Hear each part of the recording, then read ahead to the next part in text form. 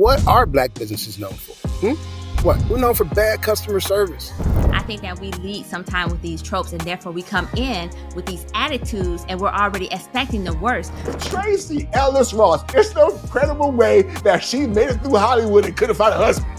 You broke my heart because you're just like the rest of them. If you are not in a place of security and stability, like, no, you can't approach me because what are you going to do for me? The main black business that I support is marriage.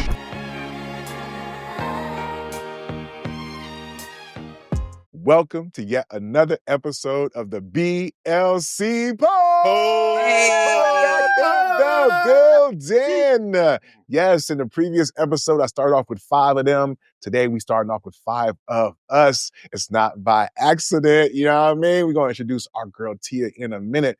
But before we introduce everybody, don't forget to like, subscribe, follow, all that good shit. And as a matter of fact, shout out to everybody tapping in with Jay and everybody else in the comment sections. If you want the smoke, we got the smoke. And speaking of having that, we got the merch, y'all. Check out SNM holding down or picking up or exalting the merch, y'all. Check us out at theblcstore.com. You heard? But man, I'm so excited to be here with y'all. I got all my people with me.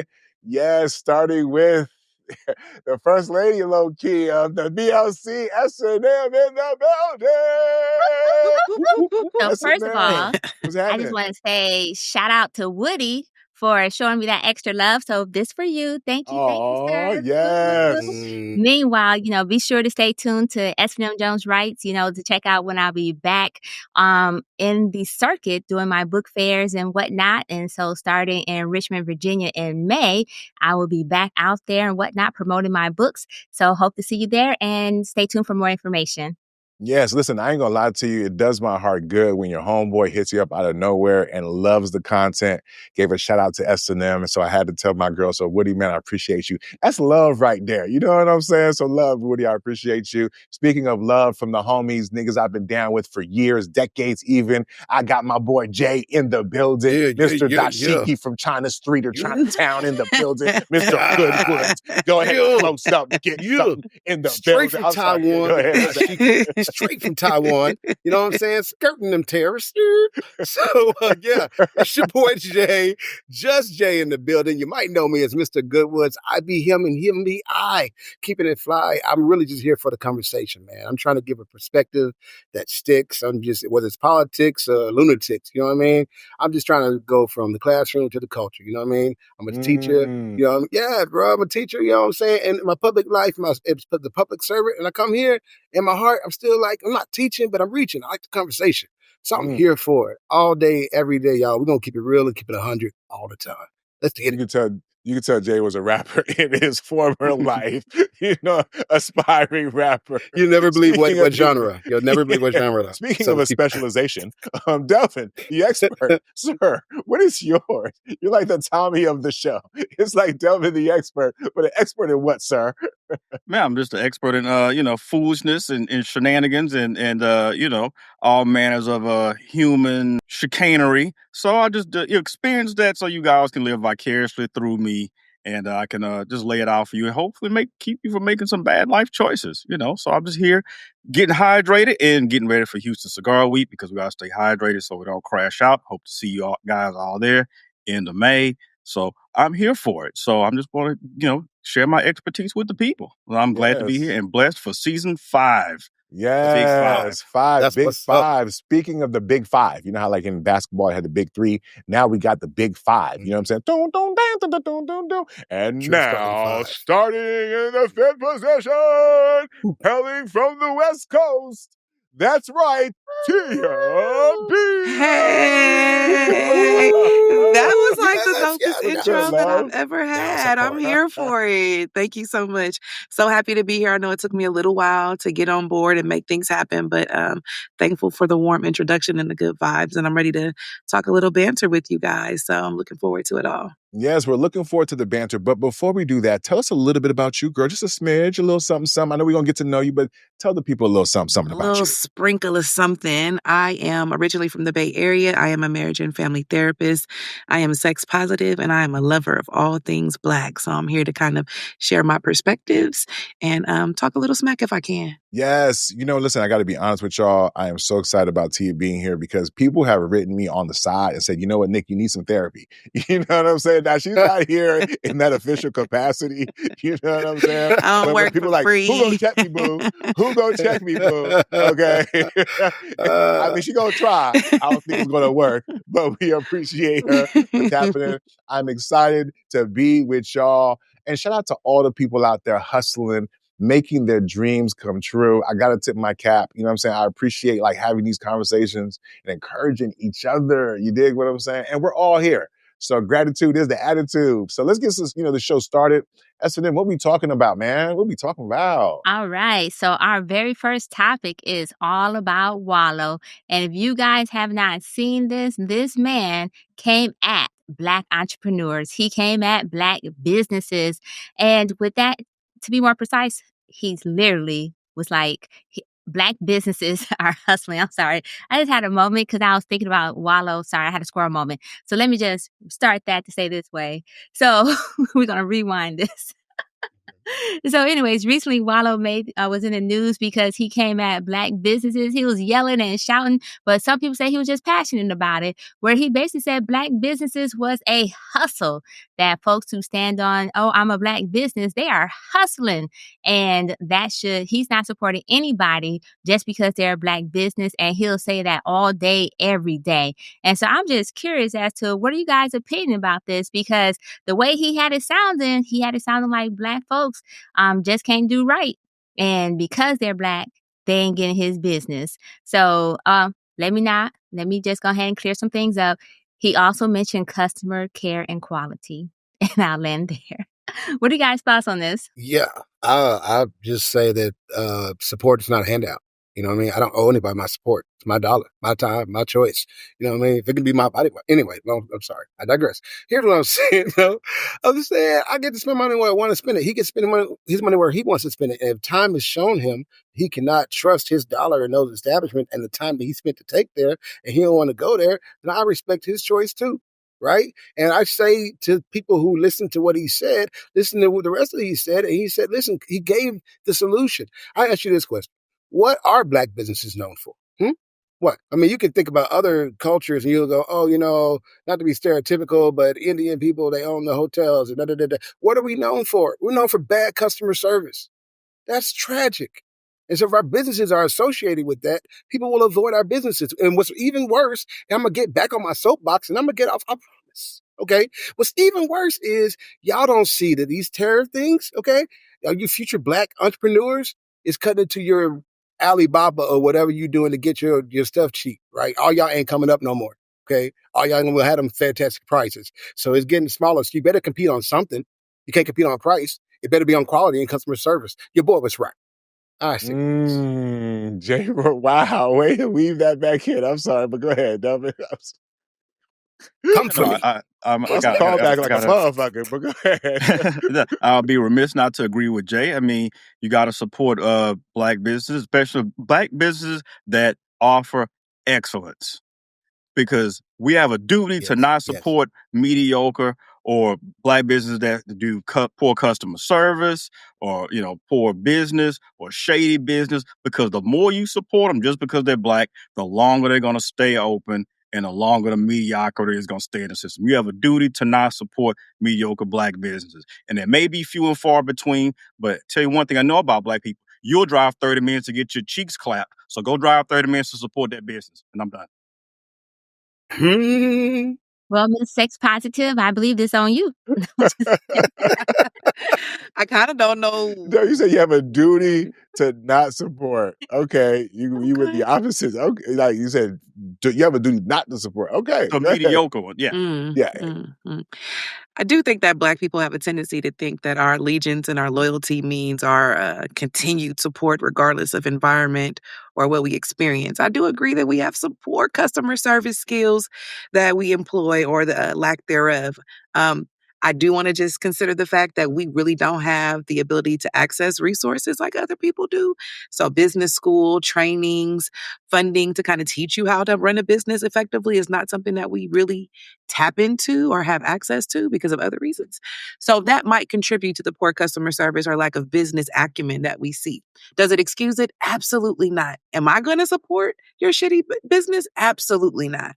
But will I try once? Yes, I will come and spend my dollar with you in support of the first time. If not, I'm going to go wherever I need to go to get my needs met, whether that be a Chinese food place or whomever else is serving what I like. That's just where I'm going to do. Whew, I don't know if I want to break the wall or not, or just, I don't know what direction I want to go in. I'm going to be honest with the audience for a second here. Like, in these topics, there's like different parts where I'm like, how do I feel about this, right? Because in truth, what he said to the audience, he said was appropriate, right? In the sense of he was speaking to entrepreneurs and encouraging them to try to provide a really great product and not focus on the hustle that is supporting Black businesses. Because that is a hustle. Right? If we're gonna talk about it just a little bit, that people lean on that as if that is the Black business. I'm doing X. I'm gonna slap this label on it, and I expect some support without consideration for the business, the machinations, the customer, the target audience. If we're gonna be honest, way too many of us start businesses with having no idea what the fuck we're doing, and we don't even research, right? And then kind of know who our customers are, for example. With that being said, though, right? So I think that's part of it. But I think the other part was, I think the phrase that I hear a lot is hit dogs hollering. I think the people who had a problem with what Wallo said are like hit dogs, right? Because the part about bad customer service seemed to hit them in a certain type of way, because he ain't really say anything wrong for real. Right? If you listen to the whole thing, and I get that, there's a clip, and so it's partly clickbait. But when you hear how we as Black people respond to certain things, I think it's because we know there's a lot of fucking truth. And so instead of just addressing what the issue is, we rather try to kill the messenger, even though Wallo has a history of supporting Black businesses. What we don't do enough is look in the mirror and be honest with ourselves. We don't do that individually, and we certainly don't do that as business owners. You're not doing that like in your personal life in general, right? If you're not open to accountability, all of a sudden, because money is on the line, well, maybe you'll be a little bit more accountable. You would think so, right? But the truth is, no. If you looked up Black people's Yelp, just in mass, there are some sectors and businesses who are doing great. But unfortunately, there's a reason why some of us don't do business with y'all niggas. You know what I'm saying? You know what I mean? And so rather than get mad at me because you think I am somehow being reverse racism with my dollars, no, it's not what it is. I would rather support you.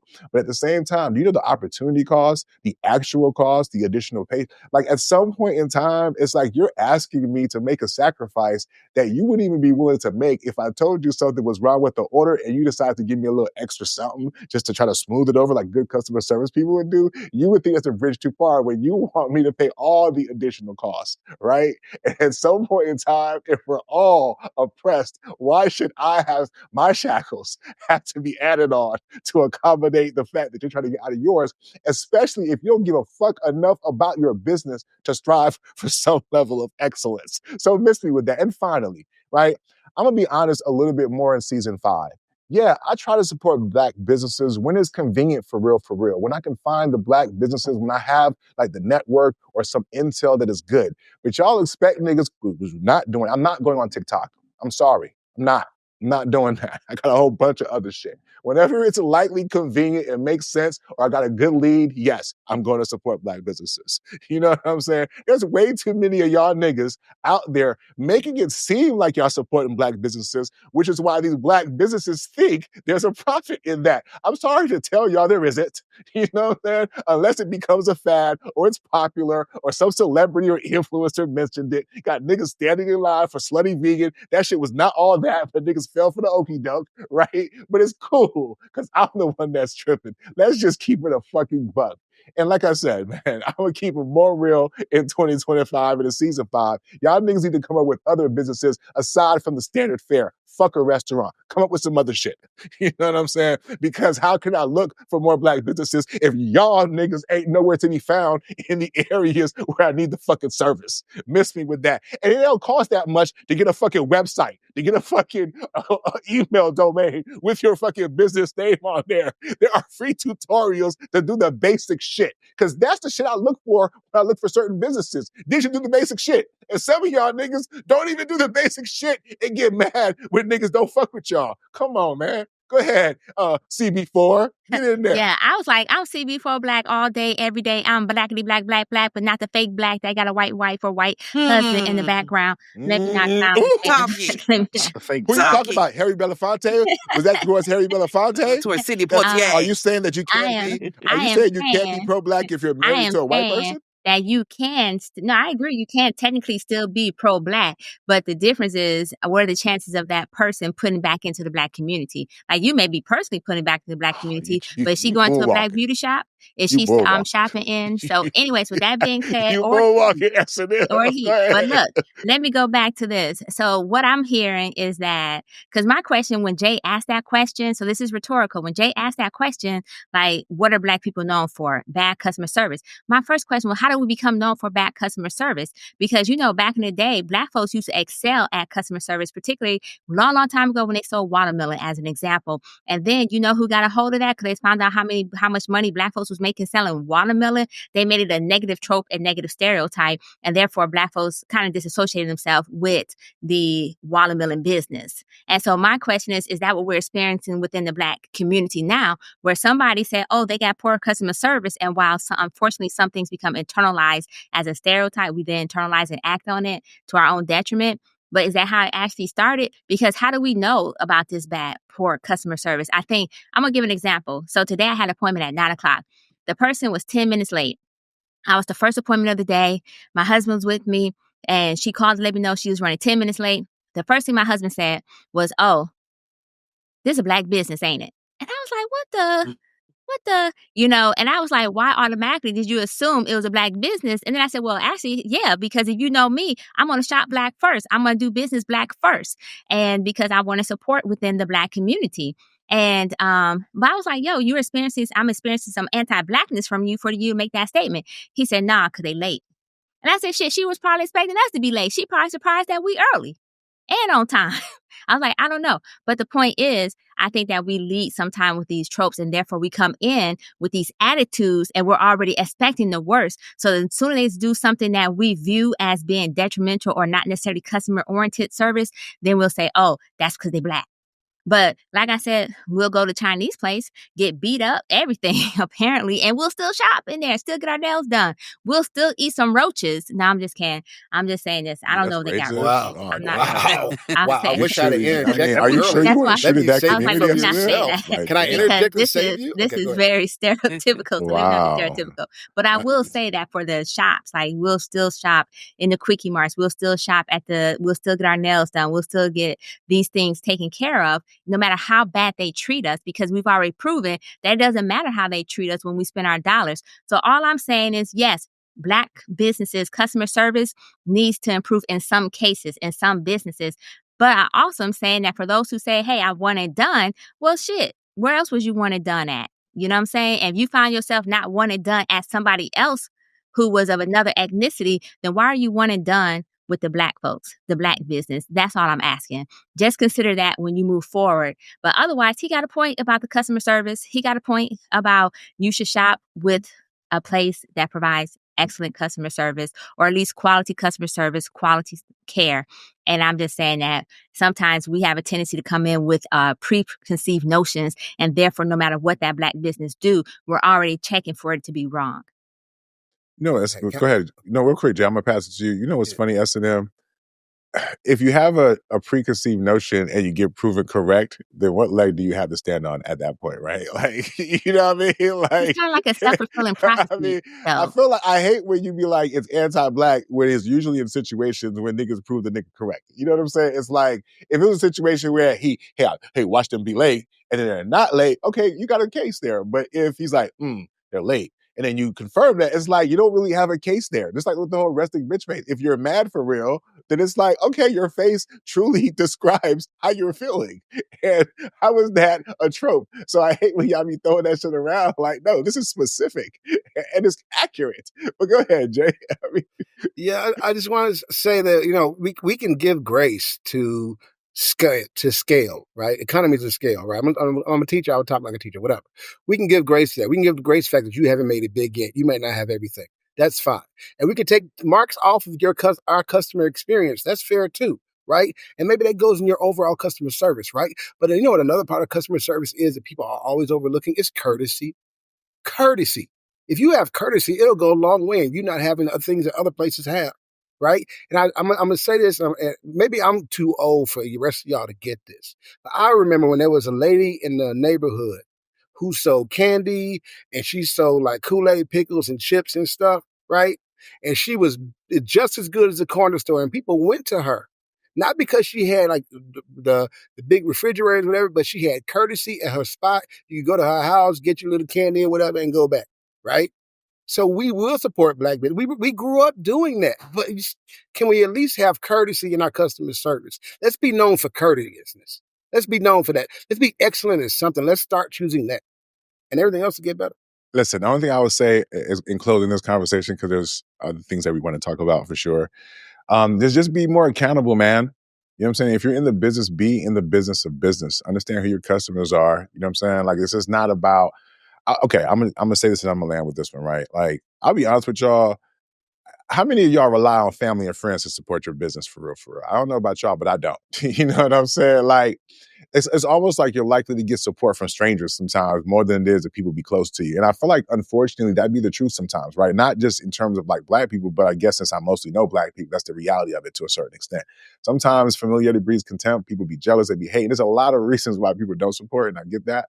But I also think it's because we're not also being accountable too. And nobody wants to keep on bumping their head into a situation if nobody's going to be accountable. But speaking about accountability though, because when I heard about this story, I was like, oh my God, first of all, I love Tracee Ellis Ross. I mean, you know what I mean? I'm going to say this right now, not too much on Tracee Ellis Ross. Let's be clear. I'm going to say that right now. Apparently, she was on the Michelle Obama, or was it Craig Robinson? I'm not sure whose podcast, but they're both on there.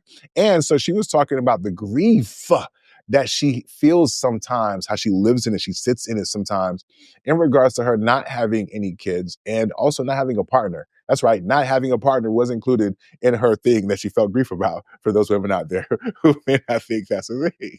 But with that being said, what are your thoughts about her opening up about the grief that she felt and Michelle Obama finally doing more episodes of her podcast? So what are y'all thoughts in terms of, Tracee Ellis Ross and, admitting grief? I don't know if it's a male-female thing, but I think that anything that you do too much can breed contempt and or resentment. And so I feel like that may be kind of what she's going through. Like, she probably was overbooked, she was busy, she was paid, she was working regularly and didn't really have time to slow down for a relationship. And having that is great in the moment, but when it's not long standing, then you'll end up regretting or resenting what you've missed. And so it makes sense that she's grieving the relationships. She has to be like in her 50s at this point, thinking about having a child at that age, even if you have a really good partner, is going to be difficult in your 50s. And so, yeah, I think that it's fair that she's grieving. Do I have empathy for her grief? Kind of like, not really. But do I understand it? Sure. I get it. Oh, well, can you tell me a little bit more about the empathy part? Why I don't have empathy? Yeah. Because I think that the money is so good that you don't want to focus on anything else. So you made a choice. If you made that choice and you exceeded and you excelled at it and life was good for you, then you can't look back and be like, oh, I was a millionaire and I had riches and I was on Essence and I did all these things, but damn, I missed out on this. You can, but I don't have to feel badly for your successes and the things that you had to sacrifice to get there in your mind, because somebody else did it differently. Okay, S&M. I'm leaning towards that as well. First of all, I'm just going to say this. She chose the path that she was on. She clearly knew at some point in her life, if this was something that she desired or wanted, then that there was going to have to be some type of give and take on her part to get what she desired. And for her, so she chose her career first and foremost. There are women who are career women with families, right? And then there are career women like her who don't have families. I appreciate the fact that she provided a different perspective pertaining to her grief, because so often we hear about how our single women are the happiest, right? And so there's these new studies that are coming out that still state that single women are the happiest. However, there's a caveat in this latest one that indicates that Black women still would prefer to be in a relationship. And so I found that interesting, that differentiation within this latest study that was done. I guess it was like 6,000 people who participated in the study. And so for her, I'm just like, come on, as much as I'm going to not do it because you said not too much from Tracee Ellis Ross. All I'm going to say is when she did Girlfriend, she must have set herself up because that's what her life ended up looking like. That's all I would say. How about that? Okay. I mean, fellas, what we tippy-toeing around here? What's going on? What's going on? You guys. Delvin, Jay you're punting? Oh, Jay scared. I was trying to pass it over to Delvin, man. That's messed up. Listen. No, but he's playing team ball. He's playing team ball. Go ahead, Delvin. I'm trying not to be he's playing team ball. Yeah, thank you. I mean, I think it's pretty, pretty cool of her to be, vulnerable about and talk about that, because there are other women who are, maybe have those similar choices that she's already made, and it could be a cautionary tale or something that can help somebody else out. So I totally get that, and I appreciate that openness and that transparency. But got to be real, man. She had a chance, like the 99 to 2000. I can't believe that every guy she was in contact with in that social circle and that tax bracket wasn't good enough. I'm just not buying that. At some point, that's a you thing. If you're around the richest, famous, most well-known, high-profile Black men and men in general on the planet, and nobody was good enough, or nobody kind of fit the bill, then that's a you thing. I can't have any sympathy for that. I'm sorry. That sucks, and I hate that for her, but I'm just not buying it that everybody was just didn't measure up. That was a choice you made, and that's okay. You are where you are. And that's how I see it. Okay. That's did she say that, Jay, though? You good? Did she say they didn't measure? No love. Did she say that? No, that's a good question. You can't infer anything else other than that. Other than what? Technically, you can infer that there was a bunch of men who wanted babies preferred babies over marriage, or carriage before marriage, and perhaps those men were the ones that she was attracting. So there's technically two ways you could infer what was happening. Okay. Well, here's what I do know. She may not have had any kids, but I'm going on a limb to say she probably wasn't a celibate. So I mean, you make time for what you want to make time for. It's a choice. That's my girl. That's my boo. I love her. I'm here for girlfriends and everything. Yeah. But mind you, I'm the Tracee referee here, so this is still in bounds. He's making salient points. Good. There's nothing out of bounds that he has said. No flag on the play. Yeah, no flag on the play. Go ahead, Jay. It's all in bounds. Thank you. Okay, I'm gonna try to stay in bounds. I really am. So now I don't really have. I don't. Okay, so I have sympathy with everybody who felt sorry for her. Okay, I have sympathy for those people, and the reason I have sympathy for them is because something in her situation resonated in your situation, and I think I might know what it is. I think you realize you can't have it all.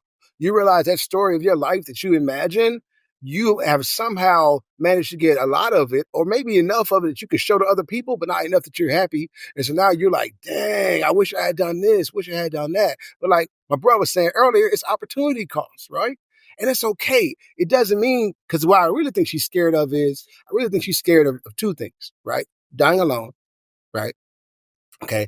And of not having experienced certain dynamics and relationships in her human experience that she would have likely had she been a wife and a mother, right? Some relationship dynamics. Now, y'all say that, she was picky, she was evident why she's single. Yeah, I believe she was picky. I think that she knew what kind of vibe she wanted, and she was not going to sit down with anything that wasn't her vibe. And I'm good with that, right? I think her grieving now is that she has failed to reshape her vision. She has failed to say, you know what? Just because it's not like this, I still have this, and I could be poly. I'm just gonna say it. Now, for real, all jokes aside, seriously, change your dynamic. What family looks like, what raising kids looks like. You can still have the experience that you always wanted, and you don't have to grieve. Look at Jay being solutions oriented. When I first pitched this story, You know, it's interesting how, like, when you go on Instagram and you swipe, because it was like, I think on the Shade Room, and it was breaking down into like several different slides. So when I saw the first slide, I was like, oh, this is what's up. And I think that's when she was talking about the grief that she was feeling. And so I was like, oh, that's what's up. Because you rarely really hear people be that vulnerable to talk about grief in that way. I feel like when I hear grief, it's like a sense of loss. And when I hear that, I also kind of hear a sense of regret. You know what I'm saying? Like a lot of times, like even with the Ebony K's, there's been a lot of conversations, oh, I'll just be the rich auntie and all that other kind of stuff. But then you meet somebody who low key, she should be happy as the rich auntie, right? Or at least if she made these choices, then she should be good. So for me, what I heard was somebody who still is not reconciled in her choices. Like when women make these choices, maybe I'm just thinking at it from a logical male brain. I've made a lot of choices in my life. And if I truly was solid when I made them, I stood on them, I'm not going back feeling no type of way about it like that for real. Because I did consider those things.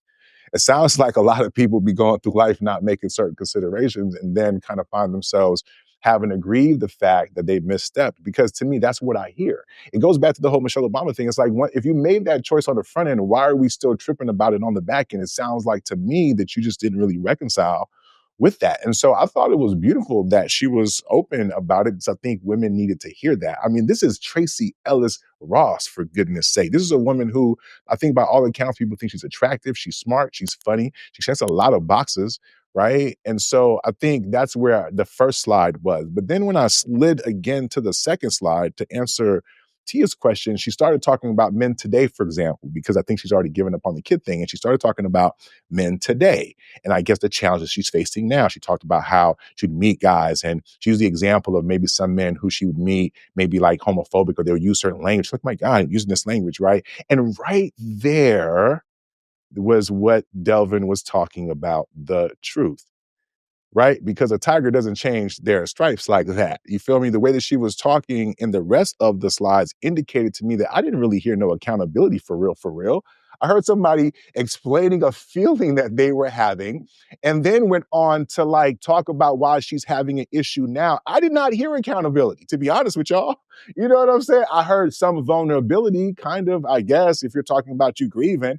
But to me, and no knock to Michelle and Craig, but they weren't really good hosts or fucking interviewers. Like, what do you mean by grief? Why would you feel grief? When you were going through your life, didn't you know you was making these choices? Like, can you walk us through why you feel grief? You're such a healed and whole person. Walk us through how you've healed through that grief that you still are sitting in periodically. She act like she was a victim of some accident that happened to her that she is still having to learn how to cope with, as opposed to being accountable for her fucking life choices. And right then and there, crumbled right in front of my very eyes, was the image that I had of her. Nah, boo, I agree with Delvin 100 fucking percent. And I'm gonna land with saying this for y'all women who want to sit there and empathize low key. Because what she does is almost makes it impossible for y'all to have any excuse for real, right? Because if she can't find a man, who am I to be able to go out there and find a man? You know what I'm saying? If Tracee Ellis Ross, she didn't have to date an athlete or date a nigga on her financial level. She could have had a pick of niggas, and y'all can stop and miss me with the, oh, sometimes if she dates a guy who makes less than her. You didn't know. You didn't try for real. There's no credible way that she made it through Hollywood and couldn't find a husband.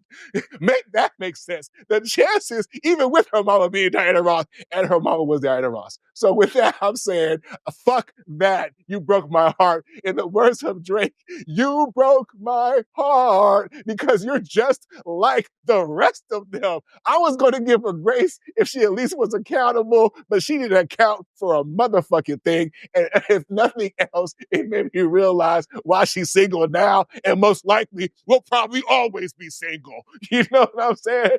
I'm sorry. It was not too much, but fucking everything on Tracee Ellis Ross. Okay, so I just want to jump in and say I'm proud of you, Nic, because I was trying so hard. And then for you to go ahead and just let it out, I'm proud of you because, I was like, she got to cosplay. That's all that matters. So we know what being a wife is like.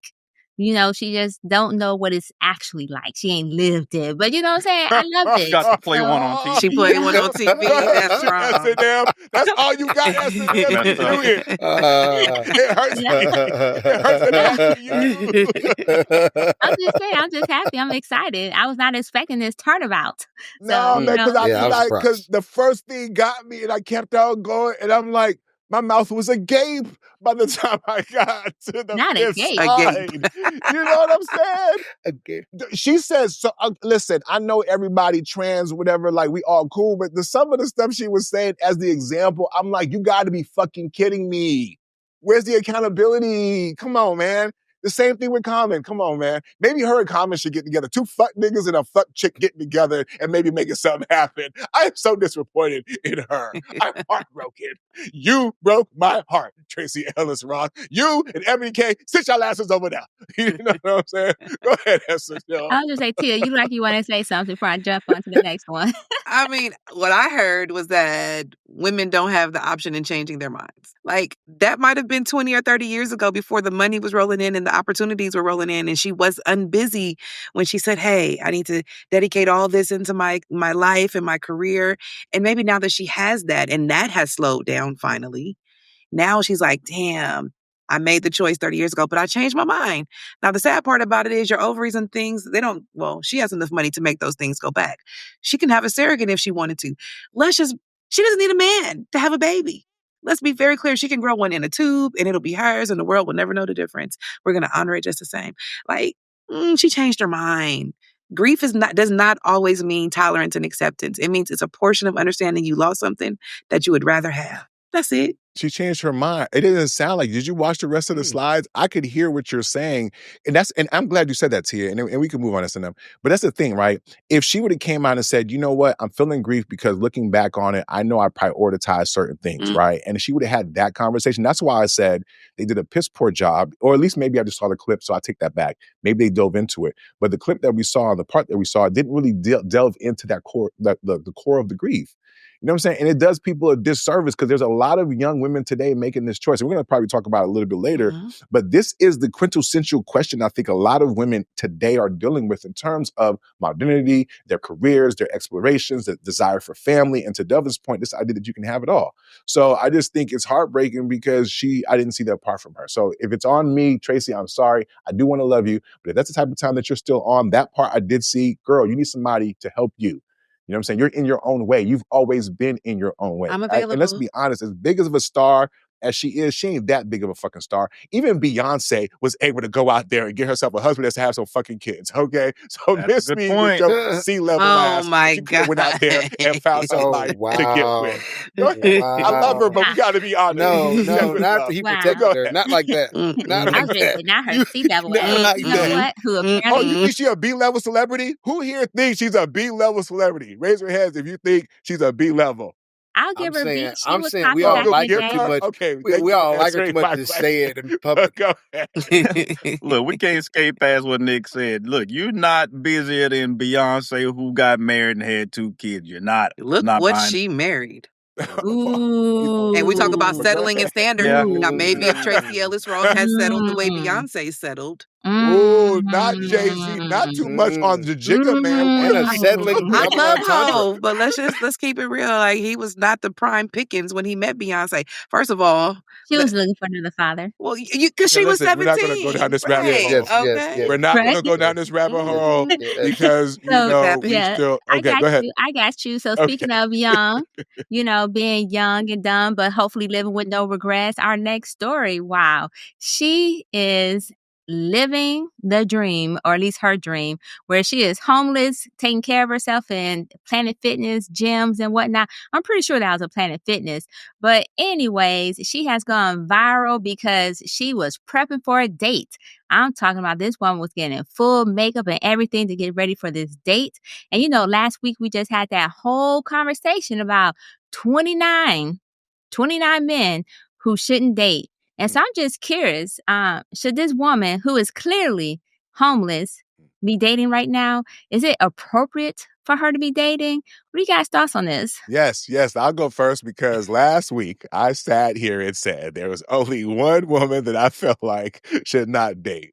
So when I watched that video, I was like, is she pregnant? And when I did see a bump, I was like, oh, okay, good for her. You know what I'm saying? In fact, I was like, damn, how resourceful, girl, you are on it.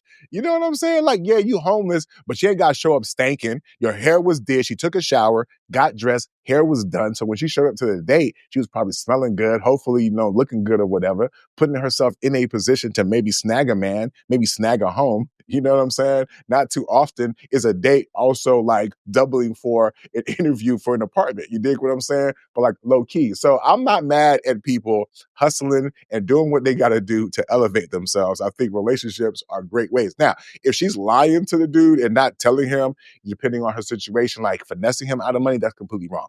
But as they get to know each other, if she's not necessarily stressing him or putting no pressure on him, they get to know each other, they build a relationship, and then she let him know, hey, by the way, you know what I mean? I think that could work out. So I'm not going to be a hypocrite. I'm going to stand on what I said last week. As long as she wasn't pregnant, hey, go out there and do your thing. And lastly, fellas, look at what she did. Some of y'all niggas be in the same position, but y'all be showing up as good, right? So if you got to get your little gym membership, probably cost you about $50 or maybe as low as $10. Make sure you show up smelling good, man. Just because you're homeless don't mean you got to look that way. You dig what I'm saying? Kudos to her for being ingenious, but keeping herself up and putting herself out there to date Mark.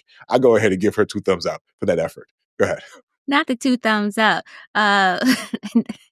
Delvin, what you got? Yeah, I mean, I think, you know, based on our conversation last week, yeah, it is a double standard. I'm okay with it. You know, women can be, you know, homeless or in transition some kind of way. Guys, you just don't really get that grace, especially over a certain age.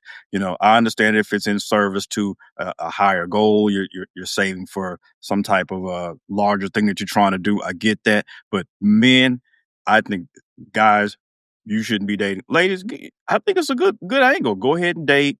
Try to find your guy, especially if he likes you. He's going to let you stay there. I would tell him up front, hey, listen, I like you. I live in my car. He's going to let you stay there. You know, it could work out. You can probably get everything you want. And it's one-stop shopping. I think it's turnkey.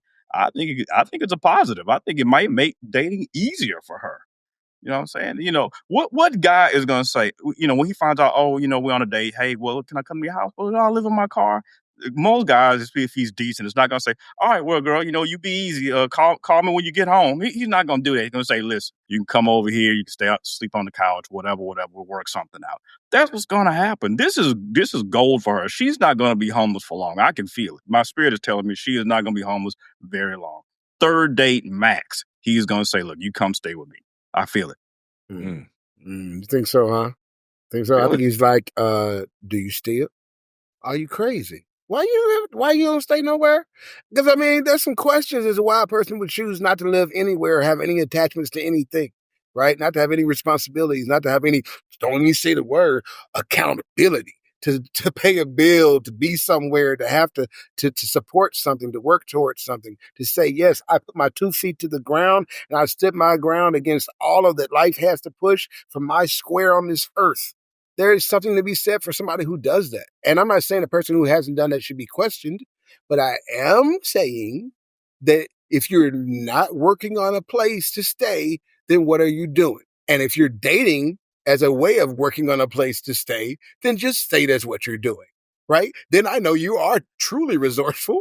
And now you're resourceful, you're forward thinking. You know, you're a good communicator. Baby, I see you. I like talking to you because I know what's up and we both know what's up and ain't nobody capping. So yeah, let's take that approach. But yeah, I'll stop there.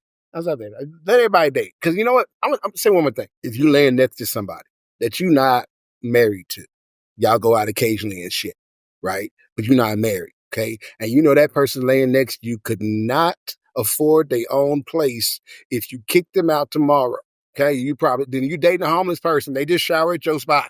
Okay, they shower with you and they sleep with you and they eat with you, but they homeless for right now because they could not afford a home if they weren't with you, and that's okay because they working towards something. I'm saying don't judge them. I'm saying recognize you got one too, right? Because if you couldn't date a homeless person, the homeless people will never get married. There'd be a bunch of singles home people around. You have a bunch of singles homeless kids with no families, right? That's probably it came out wrong. Stop. Yeah, I was going to say that came out all wrong. And you sounded a little far away. So I think My it was bad. meant to come out Yeah, wrong. it must have been. That was Jesus. Thank you, Jesus. Thank you, my Lord and Savior. He be coming through. Y'all don't know. He love me. I'm his favorite. Can we turn his mic off? No, I'm just Yeah, kidding. go ahead, Tia, man. Go ahead, Tia. Ooh, What I I don't even say know where to go wrong? in on it. Okay, for real. Look, really, okay. Let me succinctly say something that's not just ridiculous. Okay, and sum it up. Legit.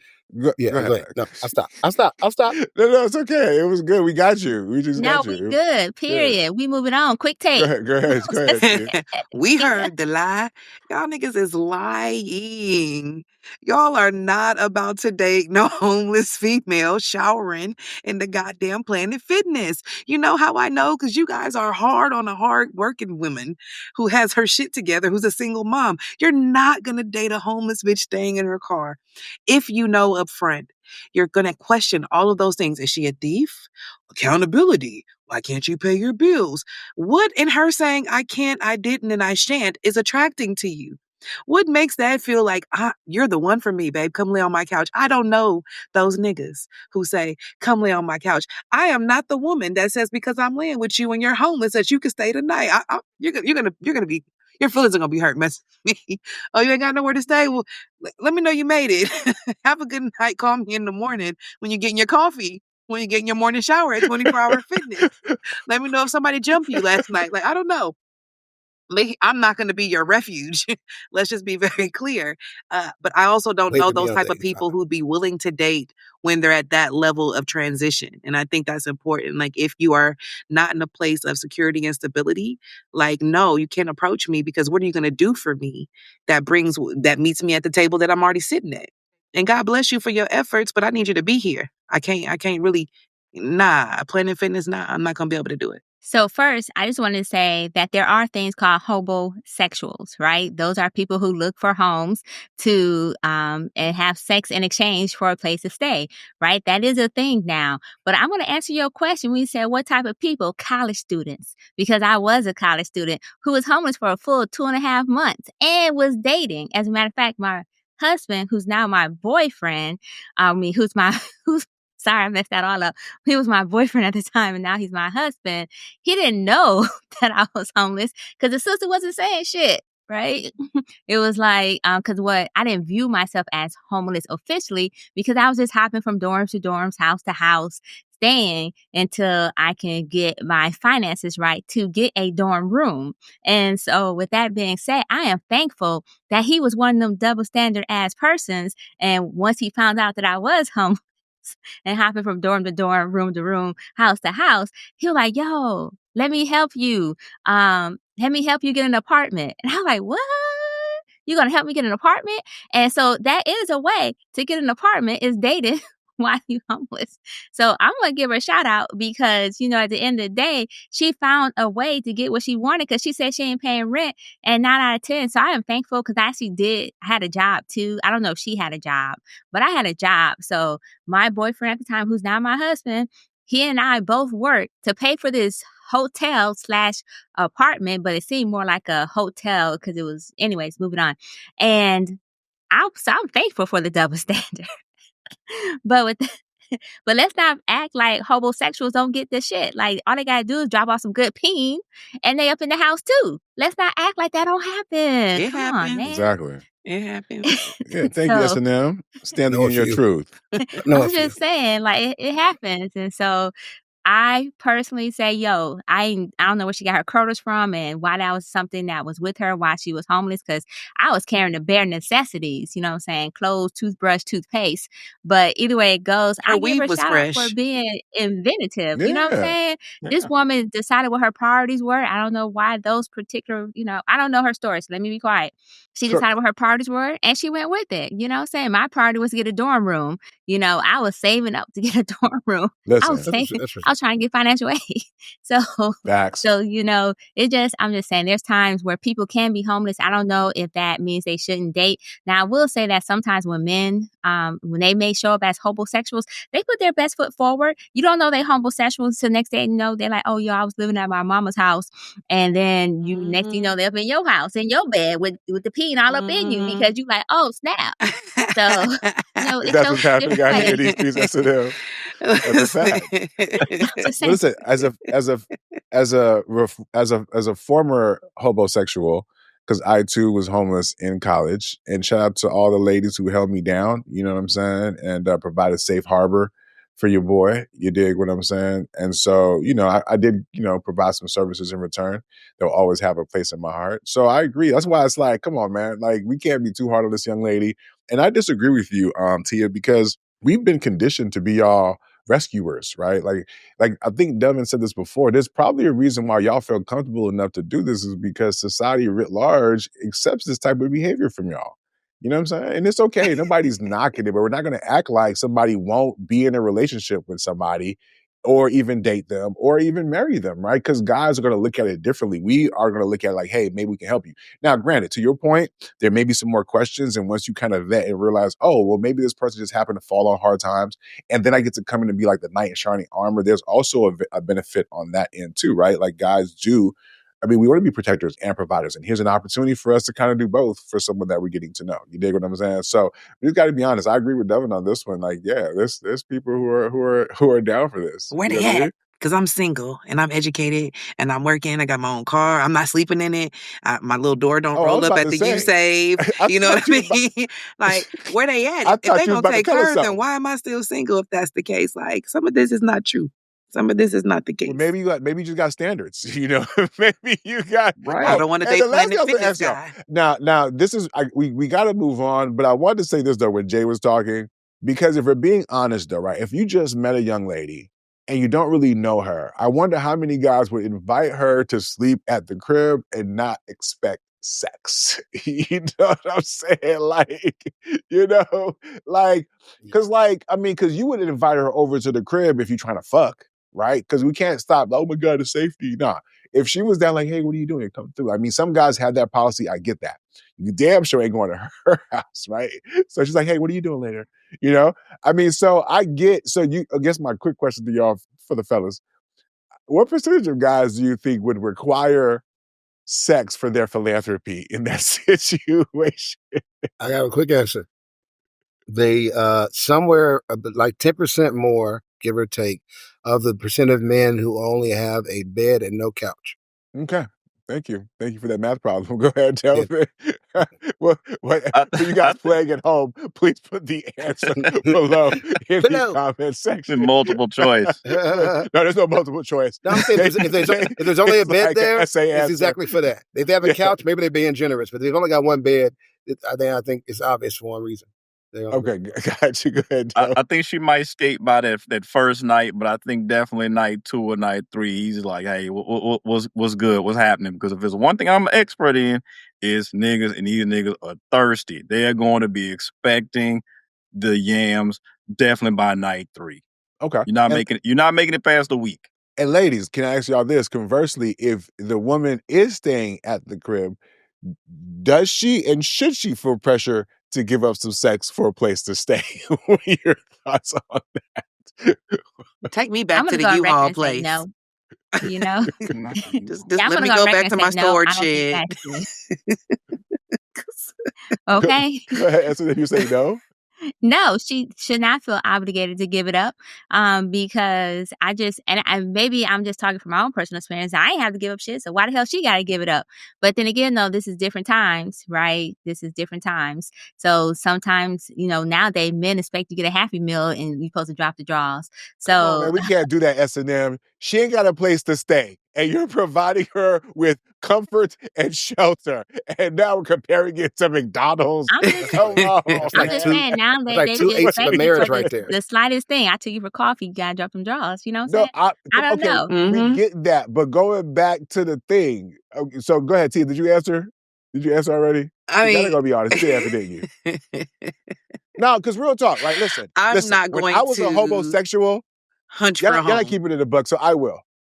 Thank you. You will not do that, but you probably wouldn't find yourself in a position to be hunching for a home. Cool, we get that. But I'm gonna tell you for real, like when I was in that position, yes, I felt like I had to drop off some peeing. Like, what the fuck kind of loser, user type of shit is that? Is you just walk through the world just thinking that people are going to give you things, like including a place to stay, and you're not encumbered to do something reciprocally? Okay, maybe it ain't your coochie. But I mean, if you dating the nigga, I will think there's some type of attraction there, so maybe you want to fuck him anyway. And if that's the case, and he's giving you a place, why don't you just give him a taste? You get what I'm saying? Sit on his face. You dig? That's bars. Bars. For a little bit of rent. Bars. All it would cost you is about a good 15 minutes and a few moans, and now you got a home. Like, come on, man. You can't be homeless. Equal opportunity homosexuals. Okay, right. The nigga with a bed with no couch. Take me to the extended You can't be homeless. You can't be homeless with that level of pride. I'm sorry. You know what I'm saying? Alrighty then. Equal opportunity I'm gonna go home with nice. You know what I'm saying? Find the one that's gonna let you hunch for a home. That's what I'm gonna say. Okay, be horny and Find homeless at the same where time. you don't have to. You know what I'm saying? So if you want to get your shit scratched and they want to scratch theirs, it may work out for the best of both of y'all. But you know who had a home and didn't want that home? Our next story. Modern black women. I'm sorry. I thought that was wow. The hate is so real. Shade. Oh my God. That's like that black business with potential, I guess, huh? But anyways, so we watched a clip of this video where this woman basically shared that she left her husband because despite being financially taken care of, despite being a housewife, because she was unfulfilled. She wanted to fulfill her dreams or have him help him get to his dreams, make his dreams bigger, whatever the case. But basically, she was like, she hated being a housewife. She was like, cooking and cleaning was not for her. She had bigger ambitions and she just was tired of it. And so she left. So here's my question to you guys. One, was she tripping? No, just kidding. That's for those men who like to say, oh, you could be a housewife, knowing damn well. Okay, I won't even go there. Let me stop that. But anyways, was she tripping? Now that actually is my question. You know I got something to say about it. Should okay, I'll go there. So look here. So I think she's fair, right? At first I was like, man, she just can't be happy, right? She got everything. And I was hard on her in my mind. I know some of y'all are. But then you ask yourself, if being a housewife is a job, it's having been a house husband at one point in time, right? A house grandfather, whatever that, I don't even know what I do sometimes around there in certain periods of my life. Listen, it's full time. It's a lot of stuff going on, right? So it's a job. If you are allowed to change your job. If you're not, that's indentured servitude or slavery or something. Why can't she change her job? What's wrong with that? She got ambitions. If I'm working at Kentucky Fried Chicken and I don't want to be a Kentucky Fried Chicken no more, I should be able to say I don't want to be a fried cookie. I don't want to do this no more. And I should be able to walk across the street and go do something else. Why is it because I suddenly took a job with the person that I'm married to that I'm stuck at this one job? How's that fair? You're right. So you're advocating for her, Jay. I'm advocating for her. I was down on her and I said, girl, do your best thing. Live your best life. That's you know what I'm saying? Don't go back and forth with them niggas. That's what's up. Okay, Jay, supporting black women. That's what I'm talking about. Yeah. It's a time. It comes a time.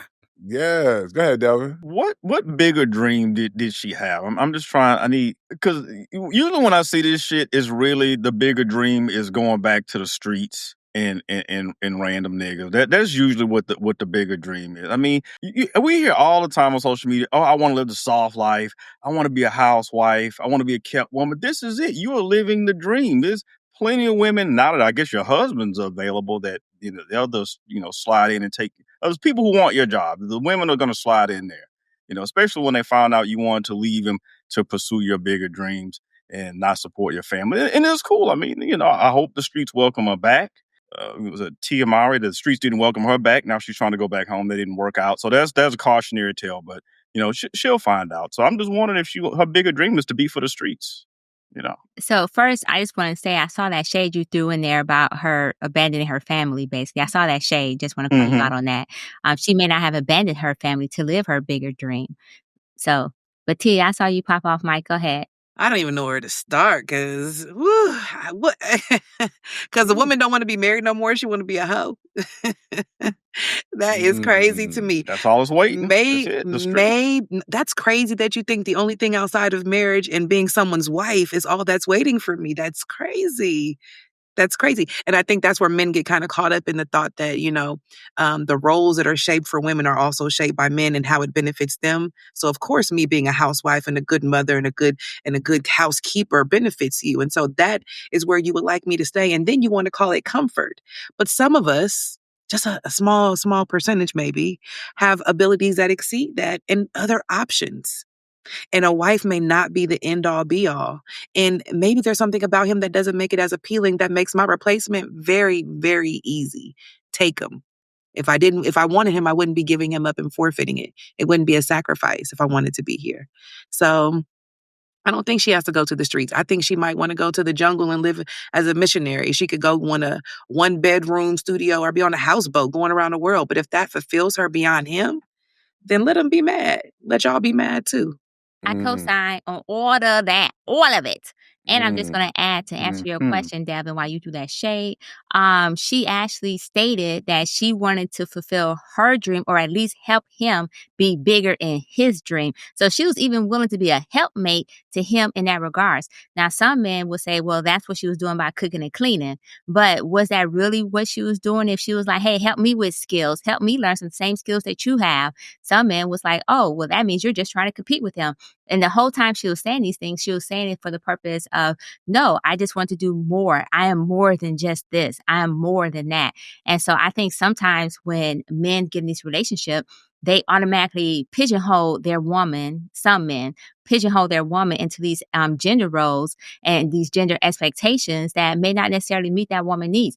Now, at some point, she may have been cool with being a stay-at-home wife, and she could have, but like Jay said, it could have been some involvement. It's a job. It's not something that when she said she hated cooking and cleaning, I can relate.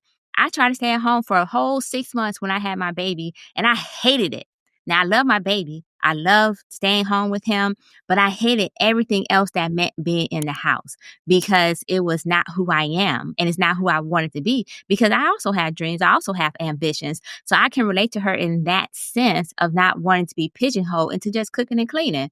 And so I'm just going to say this. At the end of the day, if this is not what she wanted, and if she expressed her concerns to him that she wanted to grow and evolve in that relationship, she had wanted to work or whatever, then he should have also took that in consideration and took her needs in consideration and not just his needs and his wants and went ahead and let her be what she wanted to be within that relationship.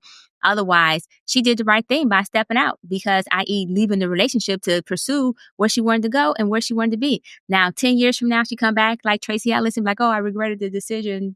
Then, oh, man, that's fucked up. But at the same time, let her get to that. So I think that he failed in the sense that he didn't recognize what his wife wanted. He didn't honor what his wife needed. And then she found her way out the door because she realized she needed to meet those needs on her own. No, go ahead, Delvin, man. Please, go ahead. So let me get this straight. He's whatever he's doing, running the business, doing big things, and the premise is, I don't want your help. Get back in the kitchen. Because is that what I'm hearing? That's the way she made it sound like. That's I want to hear from him. I need to hear his side of the story. Oh wow. Okay. Oh wow. Not pulling the woman card. So first of all, damn, all the for people who actually listen, you can hear people's implicit biases when they, right? Because this situation, what do we know of the situation, right? So she was married, I'm assuming, right? Is that right? She was married, she decided to leave the relationship and her children. And the reason why she chose to do it was what again? What was the reason why she chose to leave? So I didn't hear her say anything about leaving her children, but she chose to leave the marriage because she had bigger dreams. Okay, got you. So she chose to break up the home. Can you answer the question as to the reason why? What was the reason why? I just told you why. She was unfulfilled. I only watched the reason was unfulfilled. Was it unfulfilled, right? That's what it sounded like, yes. Okay, cool. So at this point in time, all we know is that she just felt unfulfilled, right? She talked about doing dishes and cleaning the house as the reasons why. And I'm calling cap on all of that. Y'all don't understand how ridiculous some of this shit sounds. Now, it's probably a made-up scenario that provides us with an opportunity to have a discussion, right? But let's talk about like commitments that people make, whether it's covenant before God, whether it's covenant before your family, whether it's a promise that you make to your partner, whether it's care for your child, right? The litany of reasons, right, that a person would just say, hey, I'm going to leave this thing, right? Y'all just make it sound like, I mean, I get it. I'm not saying a person shouldn't leave, but honestly, some of that shit is just in your fucking head. Some of it is, right? Because I think one of the things I realized for me is like, I can change a perspective. Reframing is a word that I love.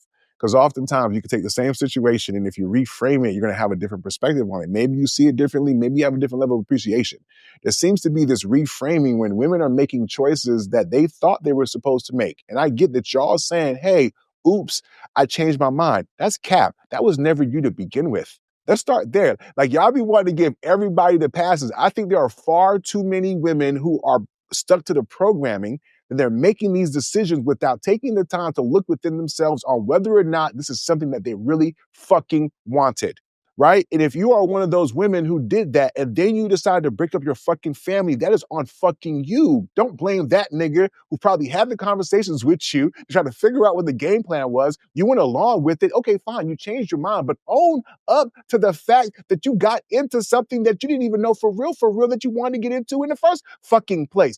One of the other topics, sidebar, and we're going to have today, we were going to talk about in this show, was whether or not women want to be married, right? And this kind of topic was close to that because if some of these same women in truth don't really want to be married, they just want the wedding. So then you get the wedding and then you realize, oh shit, there's responsibility that comes with this thing.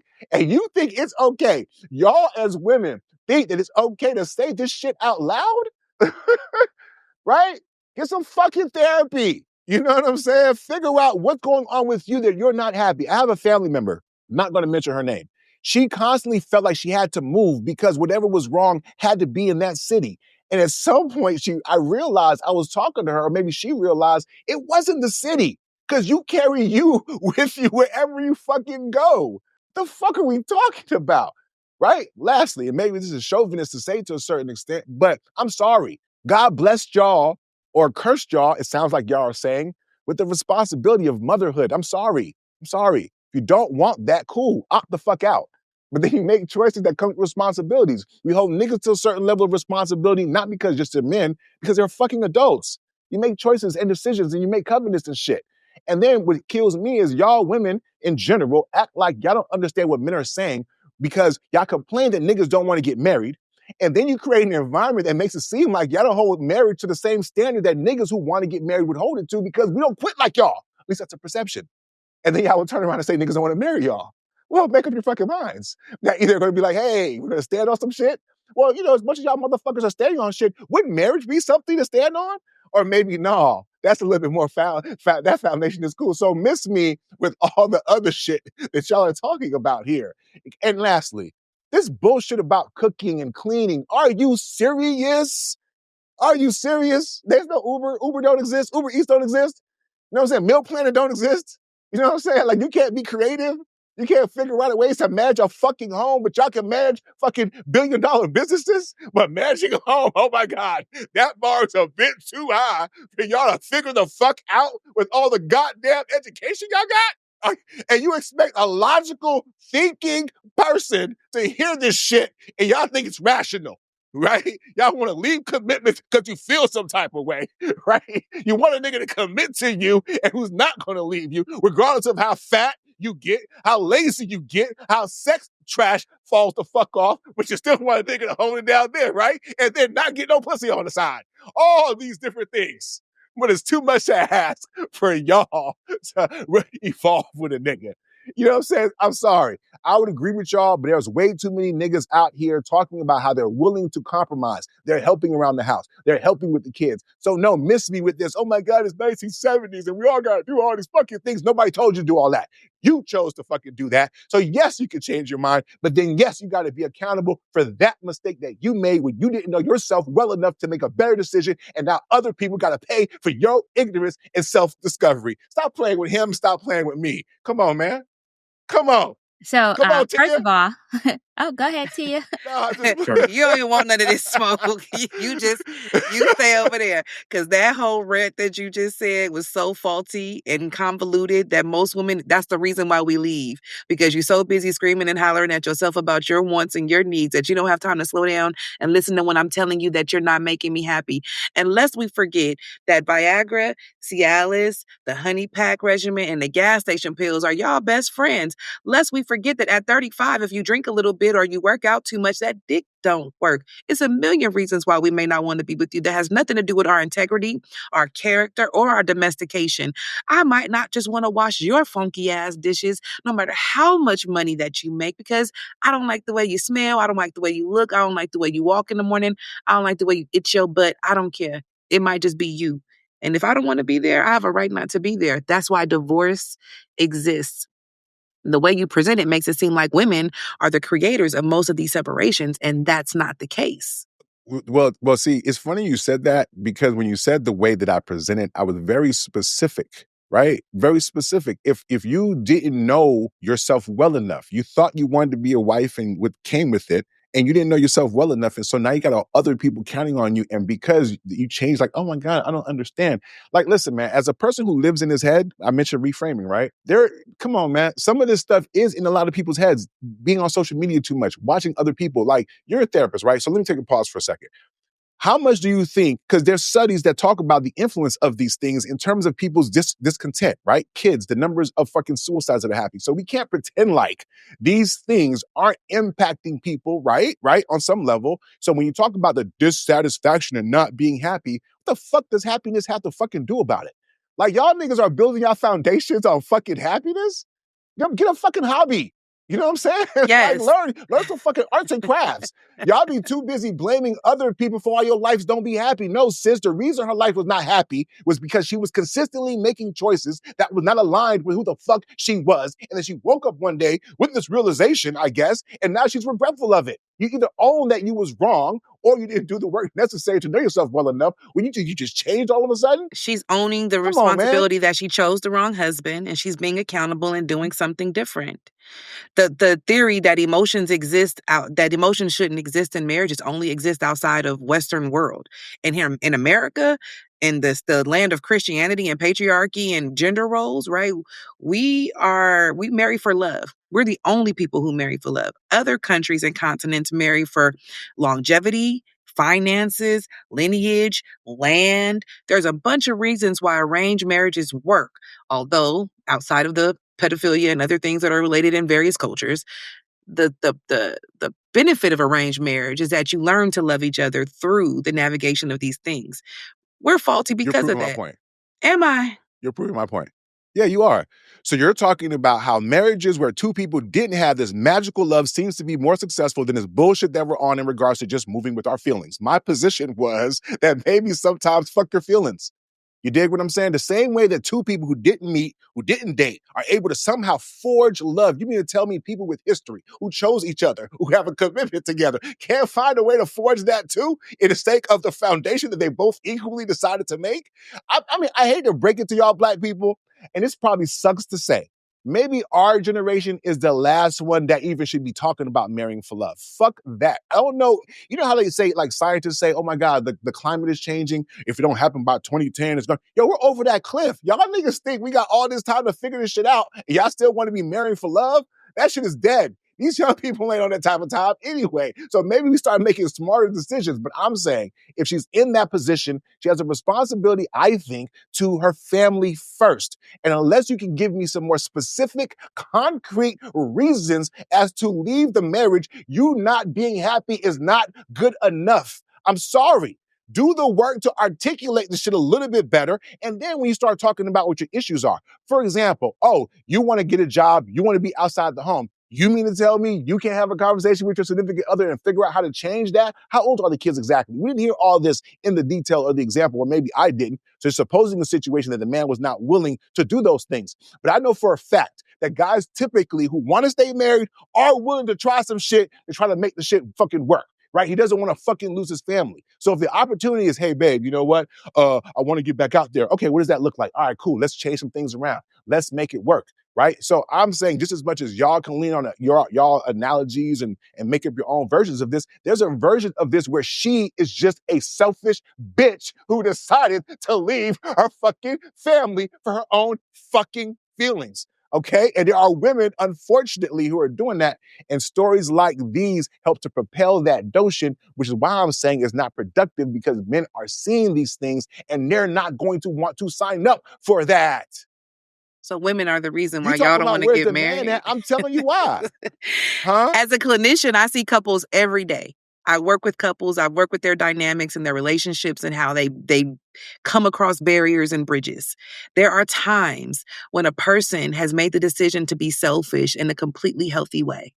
There are moments when you choose yourself over your circumstance and your situation, and you choose yourself. And we don't know enough of the dynamics and the details here to know if that's what she was doing or not.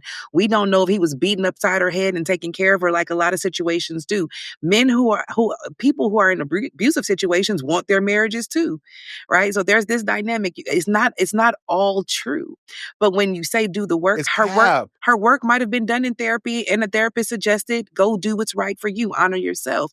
And if honoring myself isn't being with the person that I was with 20 years ago, because he's not the same person, and neither am I, like you're talking like there's no upward trajectory and growth while you are with somebody. We exist and we coexist, but I'm still an individual. I still change, I still grow, I still transition. I may have grown into somebody that you can no longer keep up with. I'm gonna stick with you? Nah, that might not be my dream. Listen, go ahead, Delvin. Delvin be trying to get in. Yeah. No, go ahead, Nick. No, go ahead. No. This is total. You can't do it. Guys, like they said, guys see this and they're like, look, I can work myself and put myself in a position and elevate myself enough to give you the gift of being a housewife, a stay-at-home mom. There's a gift. You know, the economy is like out there. It is trash. But that's not good enough. I can sacrifice and put all this stuff out there and go it out so you can be a housewife. And so wherever they live, I'm pretty sure if she's a stay-at-home wife or mom, he makes a pretty decent living. I really don't believe that he was like, listen, I know you want to go build a SpaceX or Microsoft or Apple, but you're going to have to get your ass back in the kitchen. I'm just not buying that. That's what I'm saying. I can't. I'm sorry. That makes no sense. And so if she want to go pursue if she want to go pursue her dream, what dream in general would have to be, I can't be with you. The dream doesn't work if we together. I just need one example. Me. Just one. That's good enough. That's one. So this is a metaphysical self-discovery kind of thing. No, Delvin did what I said earlier. Guys try to solve problems, right? So he's saying that if she had a desire to do a thing, he would understand, try to figure it out, and it's likelihood that she may not have had one. And then, go ahead, S&M, but you're adding stuff. This situation was proposed. It was set up in a way that's like, hey, I have this thing that everybody wants or thinks that I should want, but I simply don't want it. There was no discussion of there being any abuse or all the other things that I agree with you would justify maybe a person saying, hey, I'm choosing me, right? But can you also identify, though, Tia, that there's probably certain levels of selfishness that is not healthy, right? Like if you have responsibilities and commitments to other people, there's a point of, hey, so what we're trying to figure out now is where that line is. Don't conflate the two in that way. Oh, that's what. No, I'm just saying, like, we both can agree there's probably a line, but I'm saying, like, but go ahead, Jerry. Yeah. So there is a line, and the line is where I don't get to be everybody in a marriage gets to say, my wife won't do this. My husband won't do this. We all get to throw that flag down wherever we feel like it's most appropriate. But then we're daring our partner to say, I am or I am not that person. If she drew her flag and said, listen, I think my purpose says I need to be this. And he says, well, my wife doesn't do that. Then she's got to decide, is she going to be his wife or is she going to be her purpose, right? And so if he's committed to the marriage, right, he'll go, listen, I love you more than I love the idea of my wife. So I'm going to stay with you and rock with you throughout all of our years as you grow and develop and figure out what you're trying to do and be. That would be marriage, right? But if the man or woman, if the person creates a space, but it's the man's case, he's supposed to be the provider, right? If he creates a space and then she's like, yo, this ain't me. And he's like, yo, how dare you refuse this box I built for you? This gift, this nice cage. It's gold. It's got marble floors. But she's like, yo, it's still a cage because it's not my environment. It's not where I'm supposed to be. Now, should he have asked better questions? Yes. But you're supposed to be married. Give her room and space to grow. I think the reason, if she's leaving the marriage, then I have to assume, and we've all assumed something tonight, I have to assume that she's leaving because he drew a line and said, you can't be my wife and be X. And she said, well, then I won't be your wife. Because as long as they're both at the table and she's going, this is where I need to grow. And he's like, well, let's see how we can do that. I don't know why she would get up from it. And that would be not only selfish, that'd be beyond selfish. That would be petty and small-minded. There. Go ahead, SNM. So actually, Jay summed up what I was going to say in regards to that line in the sand, especially when I heard somebody say it's a gift. Well, a gift for who? And the fact that you came in with the mindset that it's a gift already said that 9 out of 10, your mindset, not you particularly, but somebody who had the gift mindset will already say, well, I'm doing this for you. And you have this that nobody else has. So why would you want anything else? And if it's a gift, then he would feel like he's reneging on his opportunity to provide her with that gift if she want to go do something else, because now it's a status symbol for him. I was able to gift you this. And if she no longer wants to be part of that because she want to do something else or whatever, then that gift now becomes a burden, becomes that cage. It becomes that poisonous apple that was supposed to feed her, but now don't kill her spirit. And so I'm just going to go ahead and say I agree with Jay because I don't want to prolong the point. And I know this twice in one, man, I ain't used to it either. It might be the dashiki from Taiwan you got on. It might be each other. Y'all deserve each other on that. And listen, man, we can move on. But this is the thing I find probably the most interesting about this, right? Not interesting, this is typical, right? Somehow it still had to be about him not allowing her to do X, Y, Z. We had to frame it that way. And it just can't simply be. So I'll say this maybe so in closing, okay? Ladies, I suggest y'all tap in with yourselves for real, and decide on whether or not you want to step up and do certain things. Have real conversations with your partner. Yep. You know what I'm saying? Curse God for putting y'all in charge in the baby making department. Okay. Like find some reconciliation, get some premarital, postmarital, during marital counseling. Okay. Because I swear for God, I think some of y'all are creating things in your own head that's destroying families. I really, really, really do. Okay. And because as a man, and I'll land with this, right? Because it wasn't like everything was all good. I remember as a man thinking about divorce at one point in time. It was like, you know what? I had to go through certain things. I had to stand on certain things. There was no way that I would be able to go back to my family or whoever, right? Or look at myself in the mirror and not have reasons as to why I was about to make this choice. And honestly, at the time, it probably was because I wasn't happy. It was this fleeting thing of happiness. Like, oh, she doesn't see me and all this other kind of stuff. And you know what happened? We went to therapy.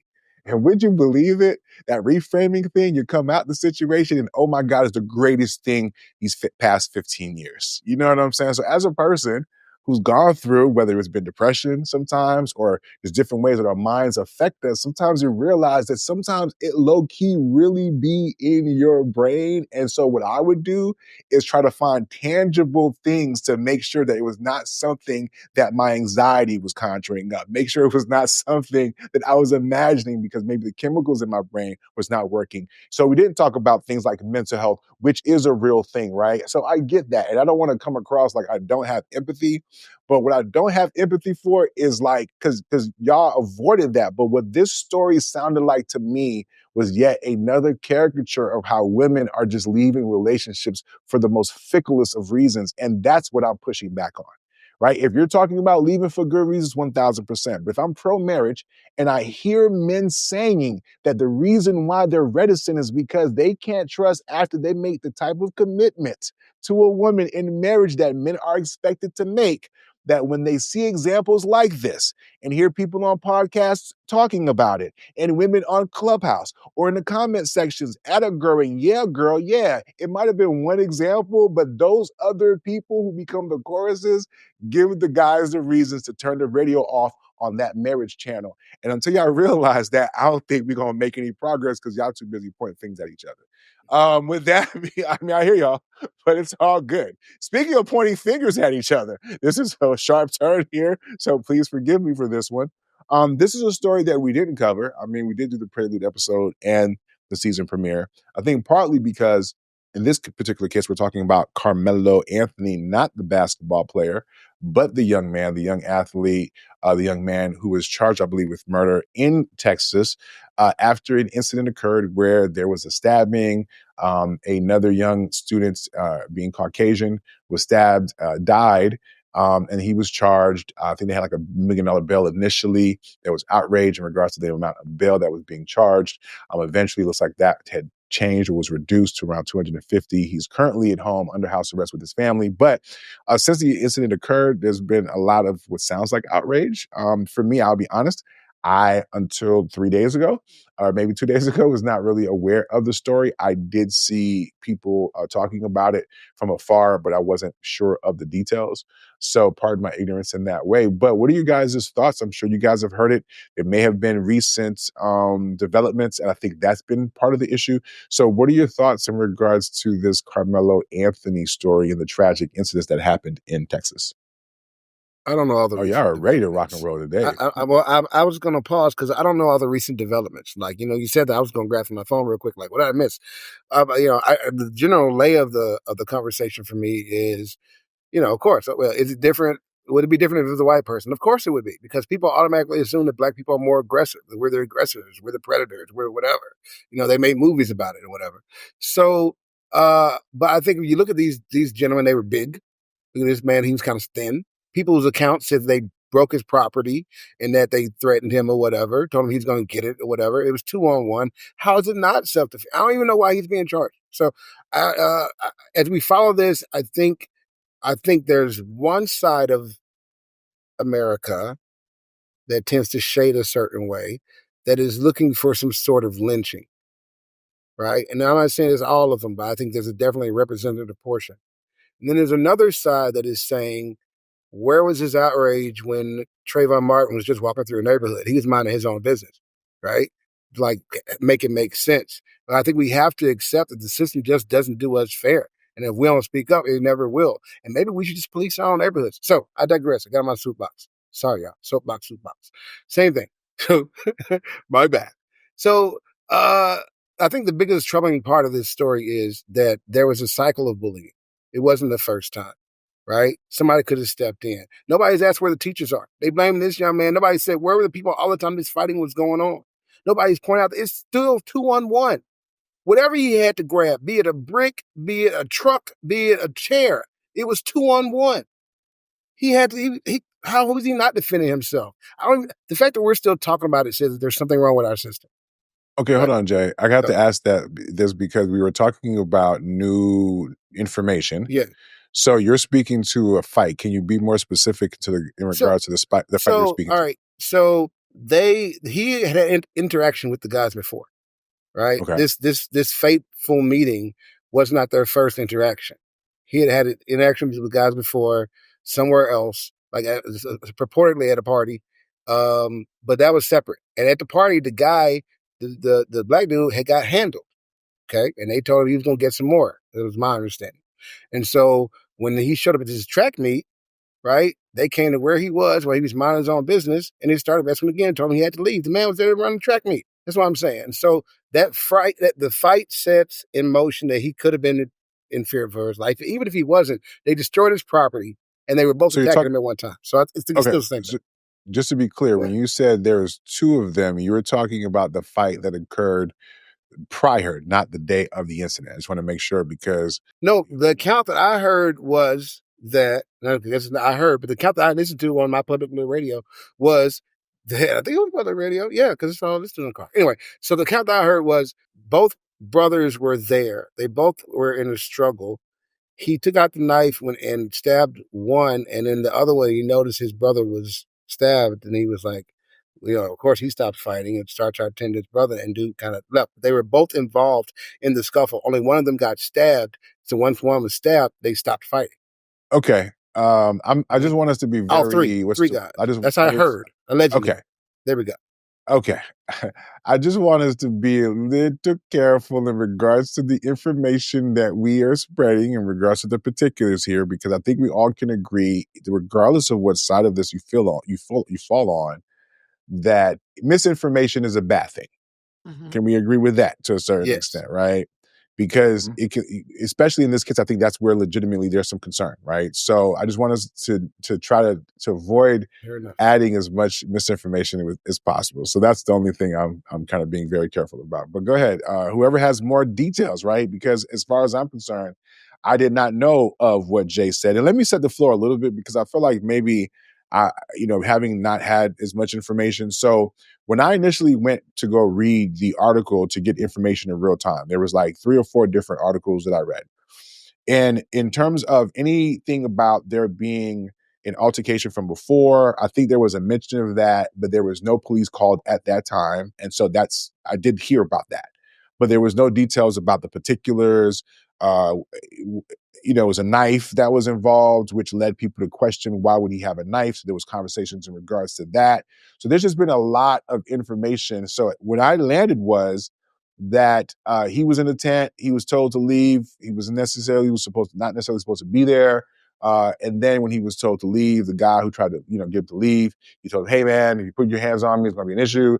Yada yada yada. Right. So a lot of, I guess, the pro-white or the this nigga did this shit, let's lynch him movement, I guess, painted a narrative, if we're going to say it that way. But I don't know.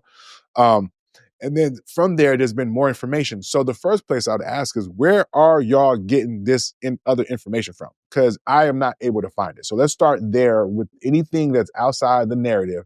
Where are you guys getting this information from? I did hear the mother speak today, for example.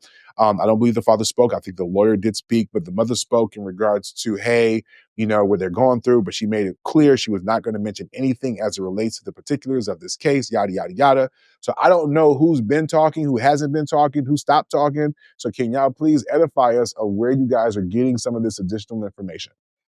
Yeah, go ahead, Jay. You want the confirmation of the altercation or whatever, or what are you asking for? The fight before, or how it went down? You were giving details that happened in the tent, were you not, sir? No, I was saying in the tent, it was said that he threw the phone. Okay, so what source do you have that I was cites watching what happened my Fire Stick News, and I don't subscribe to tabloids. I'm only asking because you're picking up your phone like you're going to search and check. Yeah. So if you want to put that into the phone, that, hey, where's there some details, that'd be a good place to start, right? So, and I'm sorry, y'all. I'm going to be this way. Tia's jumping at the bit to tell where her sources are. Huh?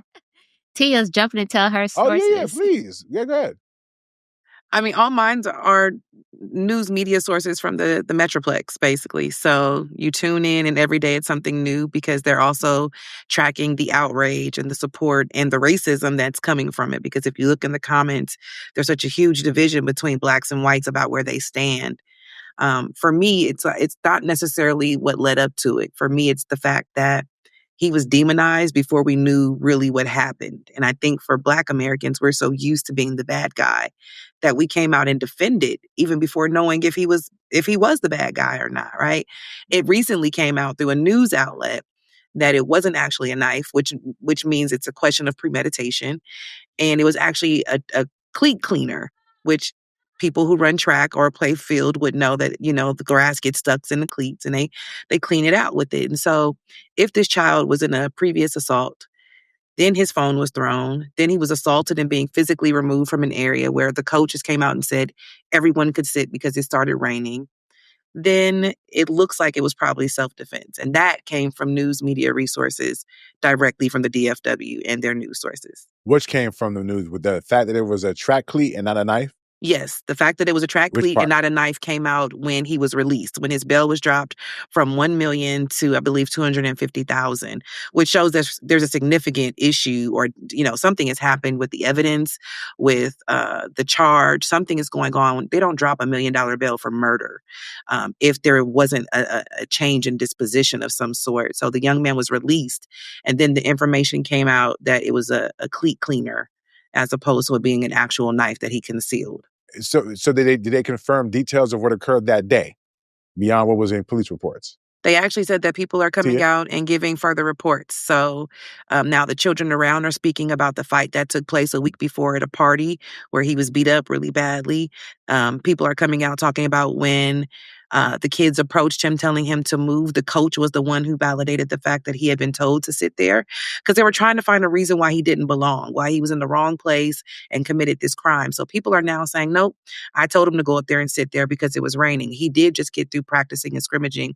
There were other kids here who weren't on the team. He wasn't out of place and he wasn't here to be a troublemaker. And I think that's what the assumption or the narrative was beginning to be shaped. Like he was here with the intent of committing this crime with a knife. You know, he planned it because he got beat up the week before. And that just doesn't really track with what's happening right now. Okay. SNM, you're going to go? So I'm just going to provide my perspective on why it became somewhat of a black or white issue.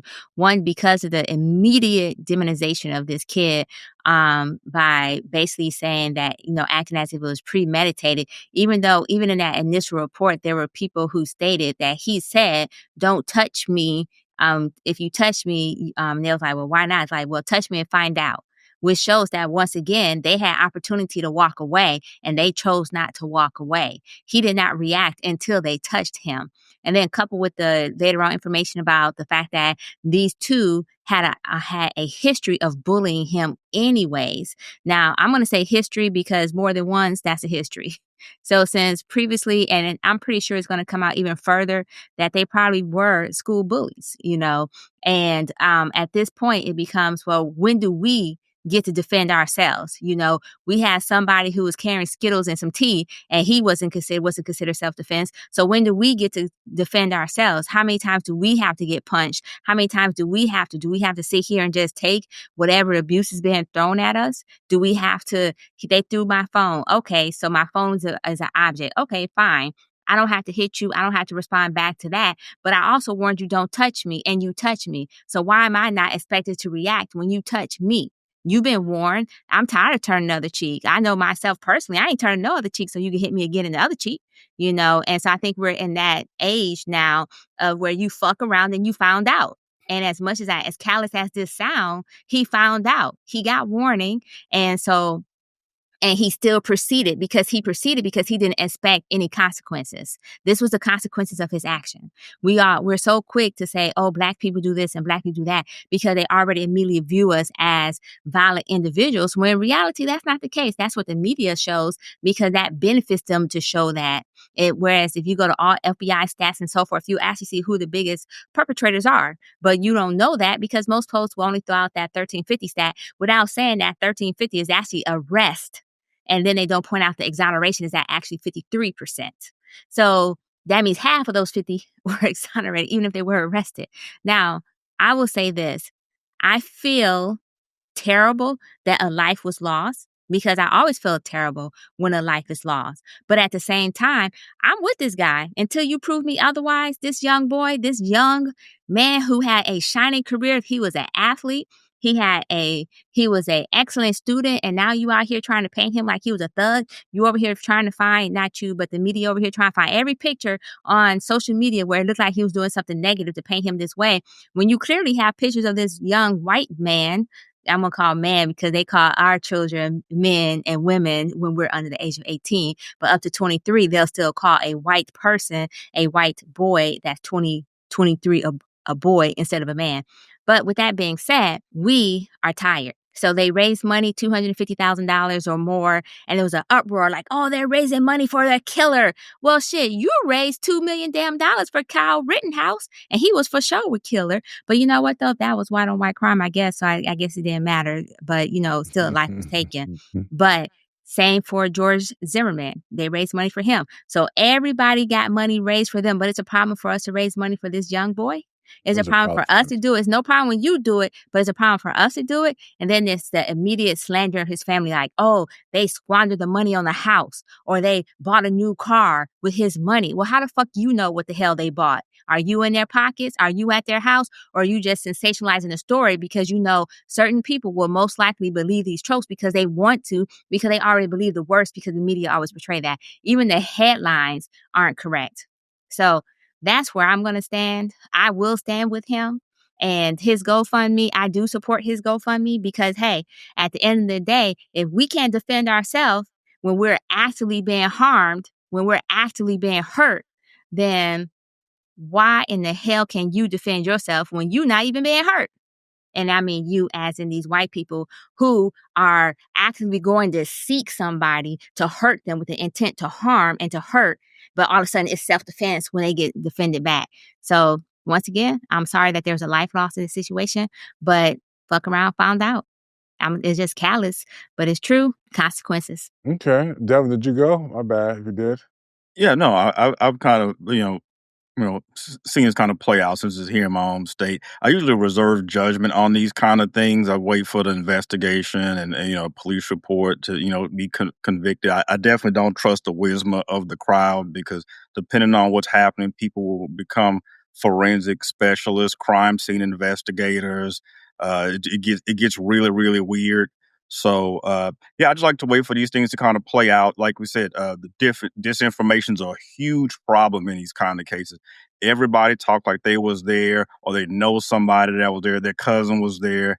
It went from a knife. Now it's, we find out it's a, cleat cleaner. So other details are going to come out, but I think we need to not be triggered. And that's one thing as Black people, why we get trolled, because everybody knows we're easily triggered and trolled, and that's why we get played a lot of times. So let's wait for the investigation. Let's wait for the trial to come out.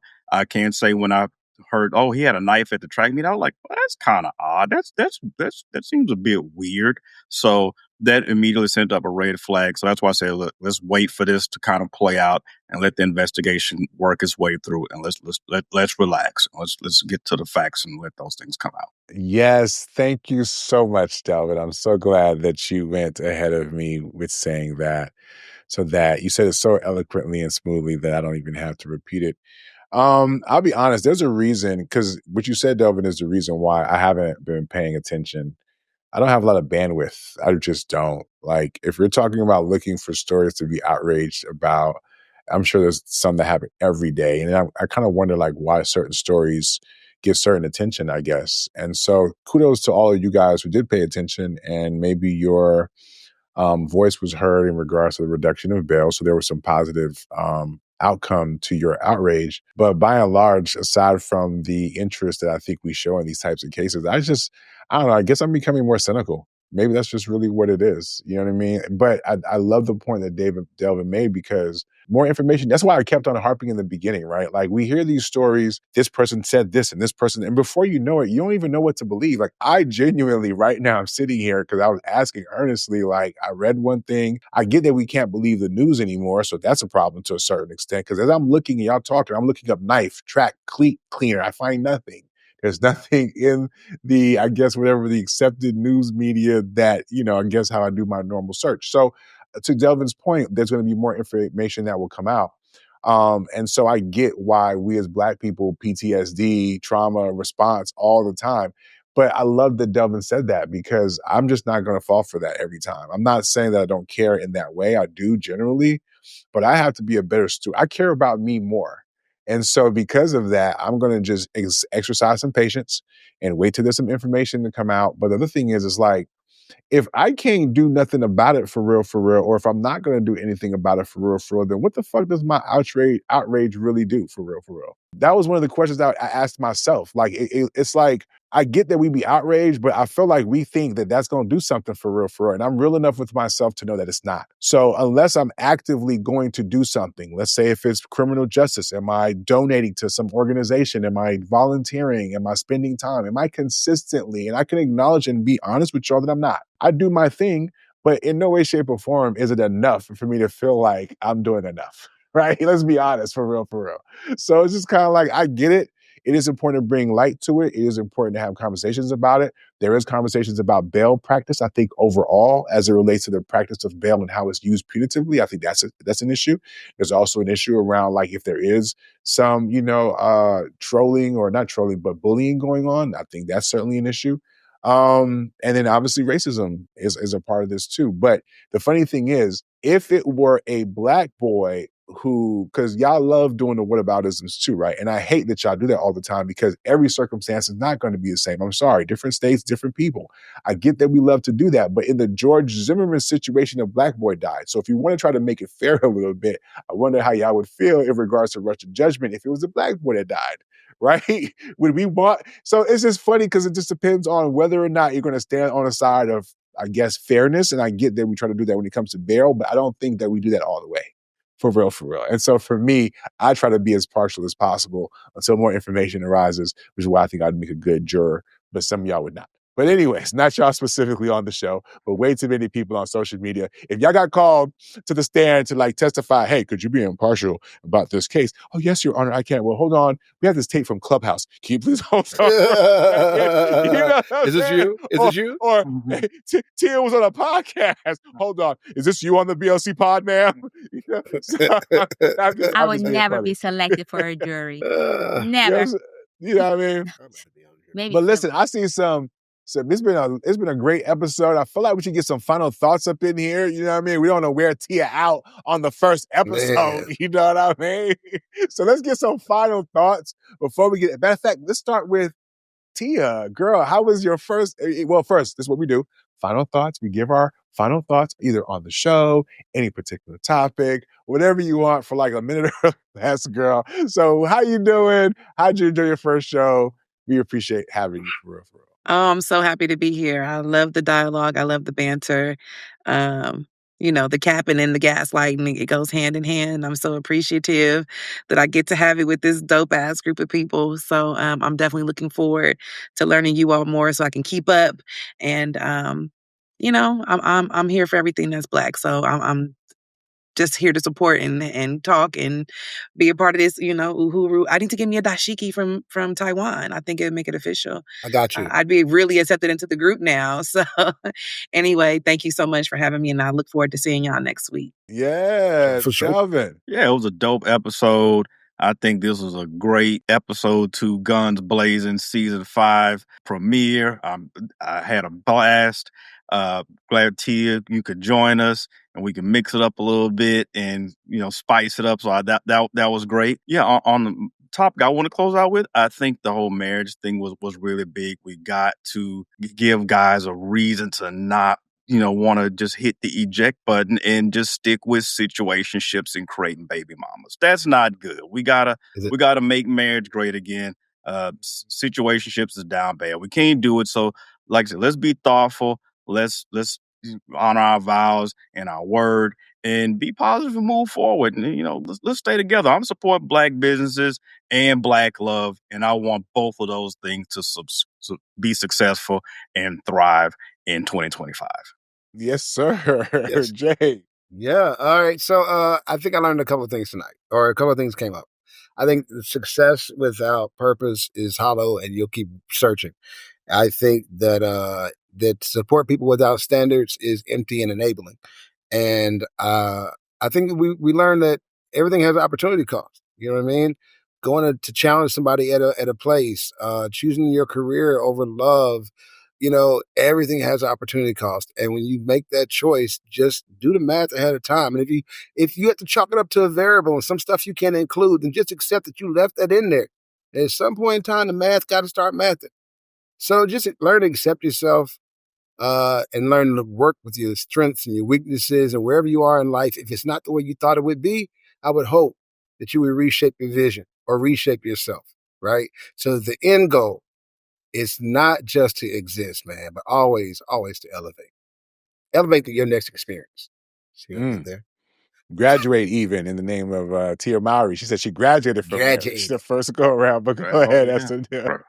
So first, I'm so excited, Tia, that you're able to join because, hey, I needed some energy, feminine energy, because sometimes the capping and the gaslighting gets too much for me. Although I appreciate you this episode, Jay. I'm the realest nigga on the with show. that I'm talking about capping and gaslighting. Me and Nick did okay. I thought we right, Delvin. I felt like we kept it at that. With that being said, I also think that for the one main theme that's running through this episode is all about consequences, right? Consequences of your action. That includes if you have poor quality and customer service as a Black business. It includes if you're a homeless woman. like her choices of deciding to be homeless and still dating, the consequences of those actions. I'm waiting to see what those consequences are for her, because for me it was pretty positive, although but anyways, with that being said as well, just consequences in general, from the woman who decided that she wanted to leave her marriage because she was unfulfilled, consequences from this guy, this young man who lost his life because he didn't believe in the find out stage of fuck around, and just consequences from us being here today on season 5 with 5, which makes me happy as shit. So, love y'all. That's all I gotta say. Boop, boop, season 5. Yes. Listen, y'all. I'll just say this hopefully quickly. The main Black business that I support is marriage. That's the main Black business that I support. I can get behind that Black business, right? And guess what? Everybody's business will look differently, right? And I don't care how it looks. I feel like, yo, for real, we need to come together, figure that shit the fuck out. And when we get together, listen, even when we were talking about the whole Michelle Barack thing, she did 33 years. I'm okay. You did 33 years and you want to bounce, you done paid your dues. I'm not tripping off of that. Nobody is tripping off of people making their choices. Where we are lamenting, though, is that those choices have implications, not to only to the person, but to the family and to the rest of us, because some of us are taking these talking points home and is getting in the way of us handling our business. And that business is to get together, man, and get married and find love, even if it's not official marriage. We need partnership. We need companionship. We need help. We need community, right? All that shit. So kudos to Shorty who's out there. I wish her the best. I hope she finds her homeful king. You know what I'm saying? And really, on behalf of anybody out there who's looking for love, I would hope my co-host will join me in wishing that you find whatever love your heart desires that leads to the type of relationship that is gainful in however way you define it. With that being said, don't forget to like, subscribe, follow, share, all that good stuff. And of course, we got the merch. You know what I'm saying? Get you some, you know what I mean? Because we got them for you to get some. With that being said, on behalf of Tia, SNM Jones, and Just Jay, and DelvinTheExpert, it's your boy Nic Nice with the BLC Pod. We'll see you next week. Be easy. Be easy. Yo, fellas.